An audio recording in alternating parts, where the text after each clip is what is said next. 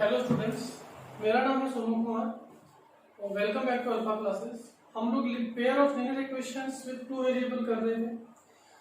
3.5 तक हमारी एक्सरसाइज हो चुकी थी। 3.6 स्टार्ट करने वाले हैं आज। तो इसमें क्या है, हम लोगों को कुछ इक्वेशन दी हुई है, उसका सोल्यूशन मांगा है। इक्वेशन जो दी हुई है थोड़ी सी टिपिकल फॉर्म में दी हुई है, ठीक है। बहुत मुश्किल लगती है ये एक्सरसाइज, पर सबसे ज्यादा आसान यही लगती है मेरे को। तो जब बच्चों को एक बार करा देते हैं, समझ जाते हैं बच्चे इसको एक बार, तो इससे आसान एक्सरसाइज उनको लगती नहीं कोई, ठीक है। तो आइए समझते हैं इसको भी कैसे सॉल्व करना है क्वेश्चंस को, ठीक है। तो क्वेश्चन नंबर फर्स्ट का 8 पार्ट है शायद। फर्स्ट पार्ट में क्या दिया गया हम लोग को, 1/2x plus 1/3y is equal to 2। Second equation है 1/3x plus 1/2y is equal to 13/6, ठीक है। Equation number 1 and equation number 2। अब क्या दिया गया है कि भाई x और y की वैल्यूज को फाइंड आउट करना है। तो ऐसा कोई क्वेश्चन हमने अभी तक देखा नहीं था, ठीक है। तो इसको अगर हम लोग बेसिकली हम अप्रोच करते हैं, हम लोग को नहीं पता था कि भाई कैसे सॉल्व करना, पर क्या करते हैं एलसीएम लेते हैं, फिर क्रॉस मल्टीप्लाई कराते हैं, वहां भेजते हैं, वो थोड़ा सा टिपिकल हो जाएगा, थोड़ा सा लेंथी हो जाएगा और कॉम्प्लिकेटेड हो जाएगा। तो अपन क्या अप्रोच करते हैं, हम लोग मानते हैं लेट 1/x, यानी कि जो मेरा 1/x है वो a के बराबर मान लेते हैं। a भी एक वेरिएबल है और x तो एक वेरिएबल है। मतलब ये जो वैल्यू आएगी ना, सपोज करो x की वैल्यू अगर 5 आती है, ठीक है, तो a क्या हो जाएगा मेरा 1/5, ठीक है। इस तरीके से,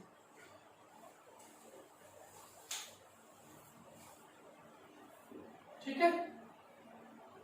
तो मैंने क्या माना, मैंने माना कि मेरा जो 1/x है ना उसको a मान लो, ठीक है, और जो मेरा 1/y है उसको आप कितना मान लो, b मान लो।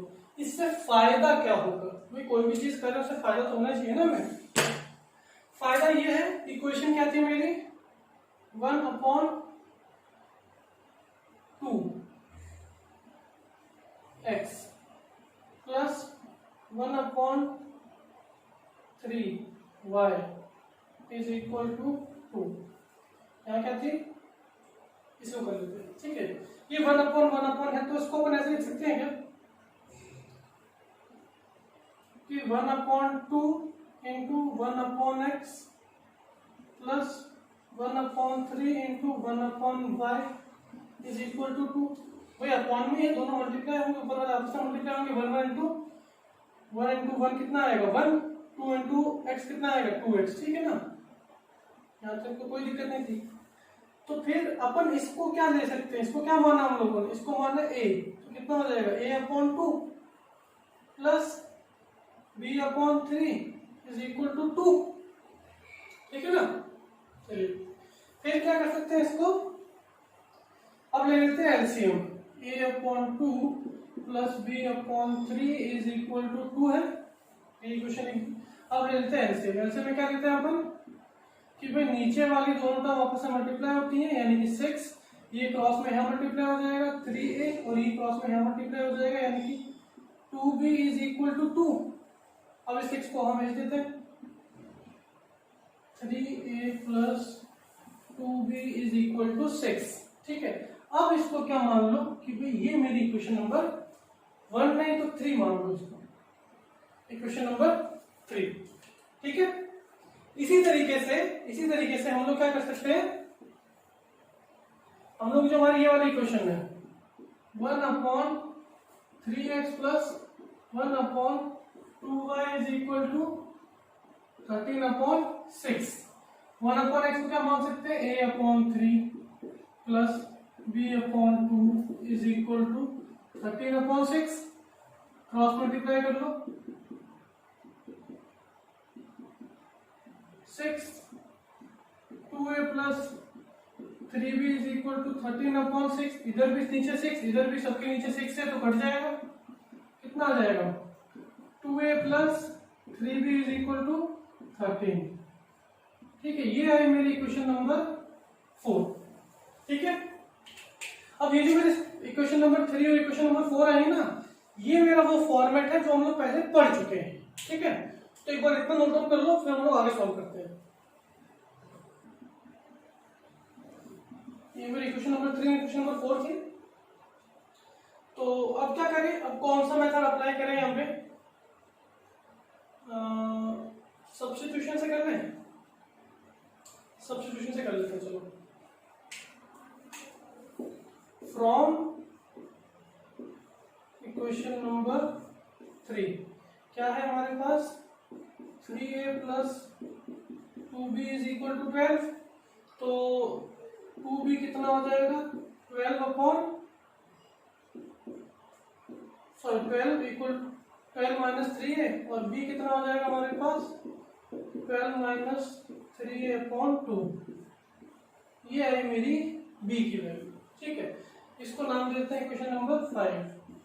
ठीक है, अब इस वैल्यू को यहां पुट करना है कहीं पे भी। पुटिंग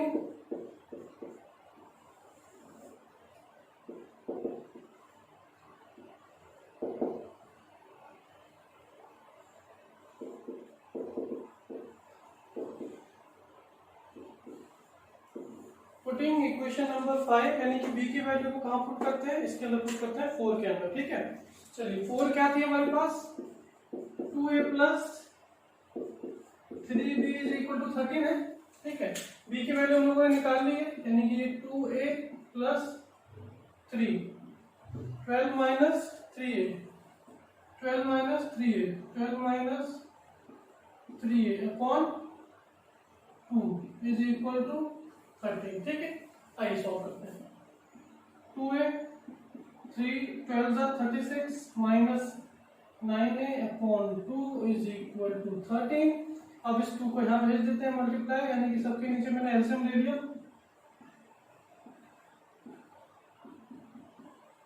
अब इस 2 को वहां भेज देते हैं क्रॉस मल्टीप्लाई।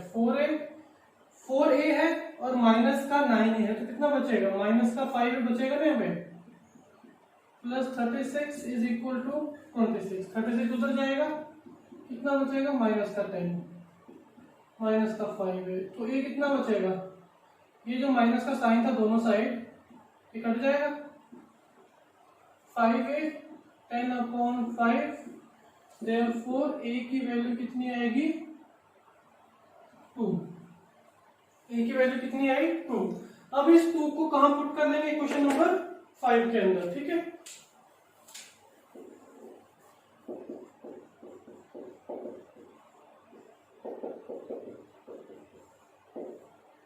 ठीक है, तो b कितना था हमारा? 12 माइनस 3a अपॉन 2। ठीक है, तो b की वैल्यू कितनी हो जाएगी? b 12 माइनस 2 यानी कि 12 माइनस 6 अपॉन 2 यानी कि 6 अपॉन 2 3। देयरफॉर b कितना आया हमारा? 3। ठीक है, a आया 2, b आया 3। ठीक है, पर हम लोग को a और b की वैल्यू फाइंड आउट नहीं करनी, तो हम लोग को x और y की वैल्यू फाइंड आउट करनी थी। ठीक है, यहां लिख लेते हैं। a क्या था? 1 अपॉन x के बराबर। ठीक है, a की वैल्यू कितनी आई है? 2, ऊपर भेज दो, तो x कितना हो जाएगा? 1 अपॉन 2। ठीक है, similarly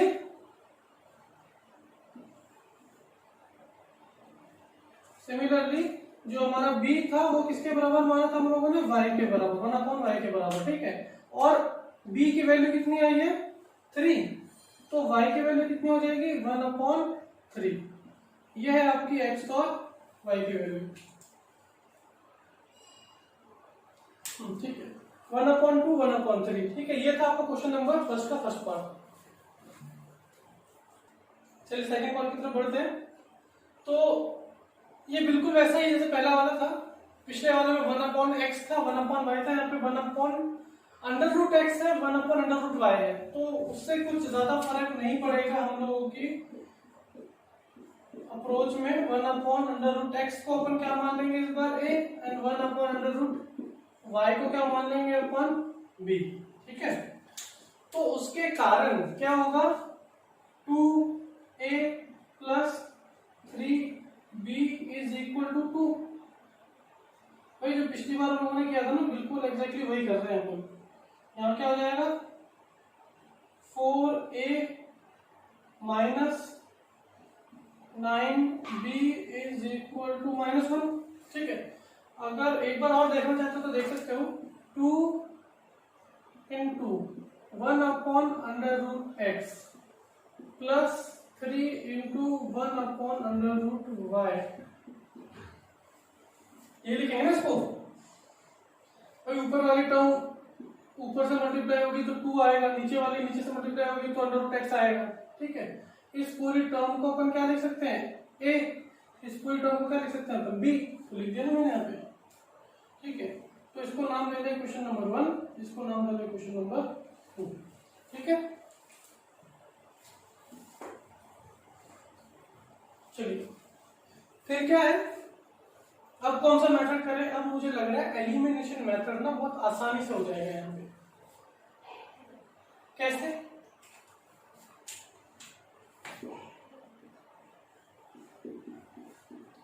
multiplying equation number 1 bye 2, मैंने इक्वेशन नंबर 1 को मल्टीप्लाई किया 2 से एंड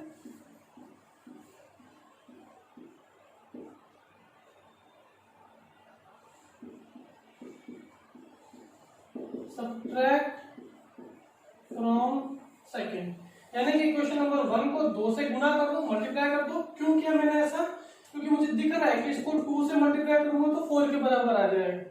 या फिर आप क्या कर सकते हो, आप इक्वेशन नंबर 1 को ही 3 से मल्टीप्लाई कर सकते हो। ठीक है, 3 से मल्टीप्लाई करोगे तो 6 के बराबर आ जाएगा। और फिर तो सिर्फ सब्ट्रैक्ट भी करने की जरूरत है, सिर्फ तब तो ऐड करेंगे क्योंकि अपोजिट साइन है, इसका साइन प्लस है, इसका साइन माइनस है, पर यहाँ पे दोनों का साइन प्लस है। जब दोनों के साइन प्लस होंगे या माइनस होंगे तब अपन सब्ट्रैक्ट करेंगे। ठीक है, अगर दोनों का साइन अपोजिट है, जैसे कि यहाँ पे है प्लस और माइनस, तो कुछ नहीं करना, सिर्फ दोनों को ऐड करना है। क्लियर, चलिए तो वही करते हैं, इसको मल्टीप्लाई किया तो ये कितना हो जाएगा 4a plus 6b is equal to 4। ठीक है, अब इस वाली को सब्ट्रैक्ट करना है इसमें से। अब यहाँ पे करते हैं 4a minus 9b is equal to -1। इसमें से किसको सब्ट्रैक्ट करना है 4a plus 6b is equal to 2, इस पूरी इक्वेशन को जब सब्ट्रैक्ट करेंगे, जब ये ब्रैकेट हटा दूंगा तो सबके साइन अपोजिट हो जाएंगे, यानी कि ये प्लस का माइनस हो गया, ये माइनस हो गया, ये भी माइनस हो गया। ठीक है, फिर ये वाला जो टर्म हमारा 4a वाला, ये तो कट जाएगा, पीछे क्या बचेगा माइनस माइनस, यानी कि माइनस का 15b। ये माइनस माइनस मल्टीप्लाई वाला नहीं है, मैं बोल रहा हूँ माइनस का 9b है, उसमें माइनस का 6b सम अप होगा, एड अप होगा, तो कितना आ जाएगा माइनस का 15b, और ये कितना हो जाएगा माइनस का 3। ठीक है, तो b कितना हो जाएगा मेरा, ये साइन तो कट जाएगा, माइनस माइनस दोनों साइड है, b इज इक्वल टू, ठीक है कितना आ जाएगा ये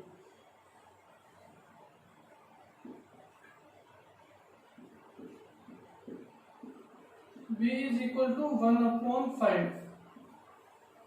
ठीक है,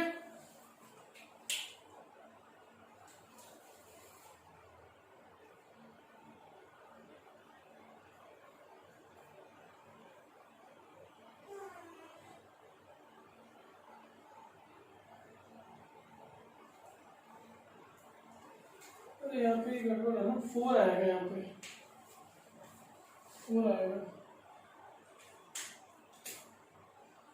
तो यहाँ पे कितना हो जाएगा फिर 5, यहाँ पे कितना हो जाएगा 5 से कटेगा तो कितना आएगा 3, यानी कि b की वैल्यू कितनी आई 1/3। ठीक है, अब क्या है b की वैल्यू को कहाँ पुट करते हैं, पुटिंग b की वैल्यू इन इक्वेशन नंबर 1 ले लेते हैं। ठीक है, putting b in equation number 1 ही ले रहा हूँ। ठीक है, इक्वेशन नंबर 1 कहती है हमारी 2a plus 3b is equal to 2। ठीक है, इज इक्वल टू 2। a की value 2a plus 1/3 is equal to 2, 3 से 3 कट गया, 2a plus 1 is equal to 2, 2a 1 को उधर भेज दिया 1, देयरफॉर a कितना आया 1/2। ठीक है, a की वैल्यू आ गई, b की वैल्यू आ गई। पर क्या अपने को ab की वैल्यू चाहिए थी, अपने को ab की वैल्यू नहीं चाहिए थी, अपने को किसकी वैल्यू चाहिए थी?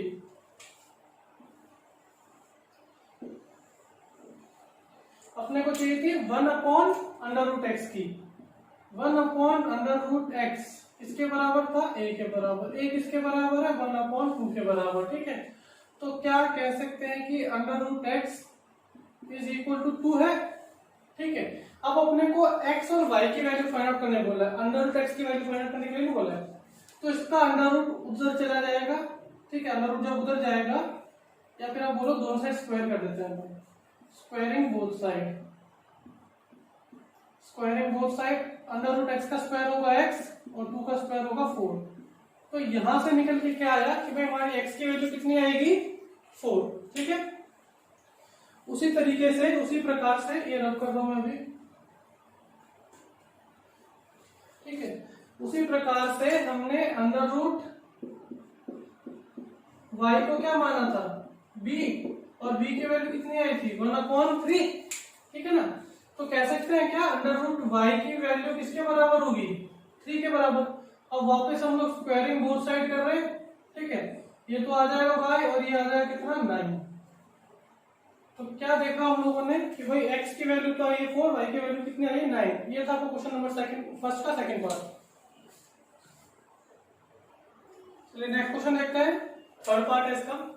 अब इसमें क्या हुआ कि भाई हमें एक टर्म तो अपॉन में दे रखी है और एक दे रखी है ऊपर नॉर्मल टर्म्स में। ठीक है, तो क्या करेंगे भाई, हम लोग क्या मानते थे 1/x को a मानते थे, 1/y को b मानते थे, 1/y तो है ही नहीं।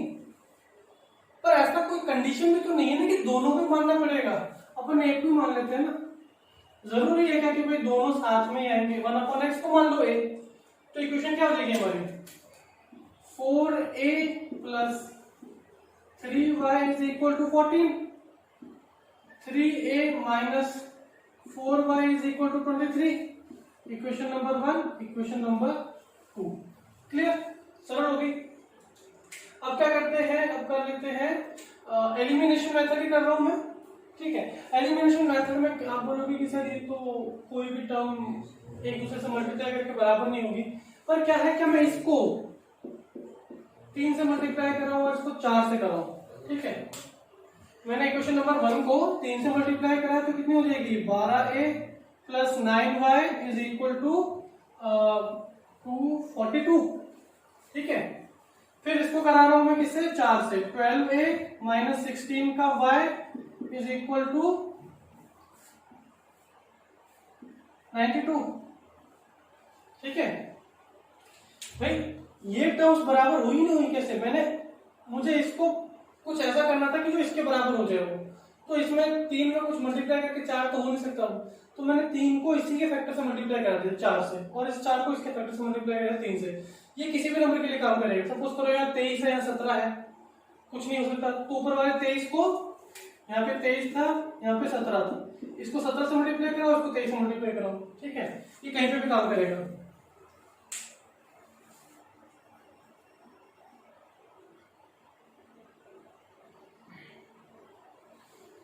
ठीक है, ये मैंने इस तरीके से कराया आपको ताकि थोड़ा समझ में रहे, याद रहे। अब क्या दोनों का सेम साइन है, माइनस करना पड़ेगा, यानी कि साइन अपोजिट हो जाएंगे सबके। ठीक है, चलो, तो ये वाली टर्म तो कट गई, ये कितनी हो गई प्लस हो गई, प्लस 9 और 16 25 का y, और ये कितना हुआ माइनस का 50। तो y कितना हो जाएगा माइनस का 2, y की संख्या कितनी -2। अब इस -2 को पुट कर लेते हैं इक्वेशन नंबर 1 के अंदर।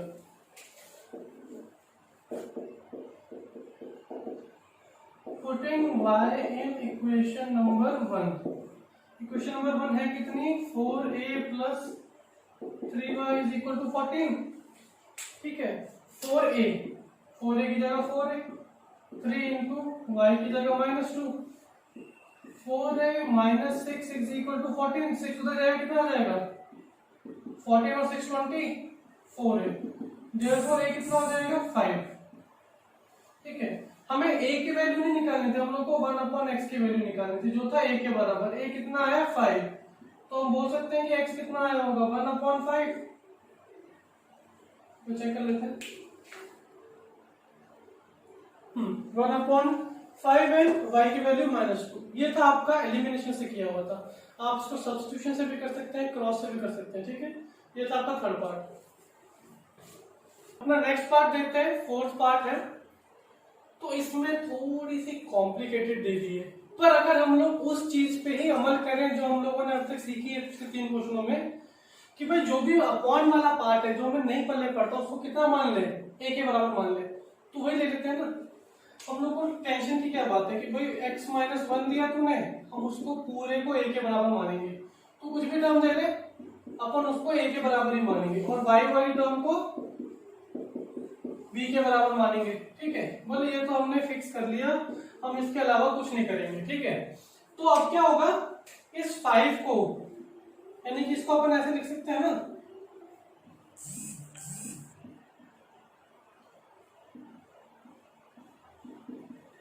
इसकी जगह क्या लिख सकते हैं 5a + b = 2 ठीक है। ये तो मेरी इक्वेशन नंबर 1 हो गई। इसी तरीके से equation number 2, 6a - 3b = 1, equation number 2, ठीक है। अब इक्वेशन नंबर, इनको किस तरीके से सॉल्व करें, मेरे को दिख रहा है कि भाई ये सिर्फ b है, ये -3 है, ठीक है ना। तो इक्वेशन नंबर 3 को, इक्वेशन नंबर 1 को 3 से मल्टीप्लाई करा लेते हैं ना, डायरेक्टली एलिमिनेशन मेथड यूज करते हैं ना।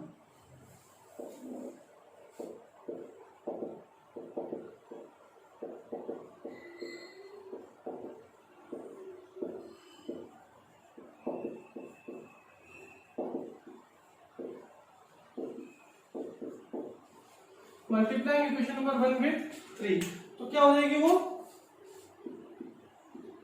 15a + 3b = 6। और इक्वेशन नंबर 2 क्या थी हमारे पास, भाई 3 × 5 15 × b 3b 6, बाकी मैंने वैसे की वैसे लिख दी, ठीक है। अब इन इक्वेशंस को सब्ट्रैक्ट भी करने की जरूरत नहीं, सिर्फ ऐड अप कर दो। नॉर्मल ऐड कर देंगे तो साइन चेंज नहीं होंगे, किसी के साइन चेंज नहीं होंगे तो ये कट जाएगा, ठीक है। और ये कितना आएगा 7, और ये कितना आएगा 21, ठीक है। तो यहां से a कितना आया मेरा 7/21, जिसको मैं लिख सकता हूं 1/3, ठीक है। a की वैल्यू कितनी आई 1/3। अब इस वैल्यू को पुट करते हैं किसके अंदर, किसी के अंदर पुट कर लेते हैं। Putting a in equation number 1, 5a + b = 2, यही है। यहाँ पे a की वैल्यू पुट करते हैं 1/3, तो कितना हो जाएगा 5/3 + b = 2। अब इस पूरी टर्म को वहां भेज दो, 2 - 5/3 कितना हो जाएगा ये 6 - 5/3। तो b की वैल्यू कितनी आ गई 1/3, ठीक है। a की वैल्यू भी 1/3, b की वैल्यू भी 1/3, ठीक है। एक बार तो नोट डाउन कर लो, फिर आगे करते हैं, ठीक है। चलिए, तो a और b की वैल्यू आई 1/3। क्या आपने को a और b की वैल्यू चाहिए, नहीं, हमें तो x और y चाहिए। x/1/x -1 किसके बराबर था a के बराबर, a की वैल्यू किसके बराबर आई 1/3 के बराबर। तो क्या कह सकते हैं अपन x - 1 किसके बराबर रहा होगा 3 के बराबर। x की वैल्यू के लिए क्या कर देंगे, कितना आएगा 4 आ जाएगा, ठीक है ना। उसी तरीके से y - 2 किसके बराबर है b के बराबर, b की वैल्यू कितनी आई 1/3। तो y - 2 किसके बराबर होगा 3 के बराबर, तो y की वैल्यू कितनी आ जाएगी 5। ये आ गई मेरी x की वैल्यू 4, y की वैल्यू 5। चेक कर लें एक बार, हाँ ठीक है, x 4 y 5। ये था क्वेश्चन नंबर फर्स्ट का फोर्थ पार्ट।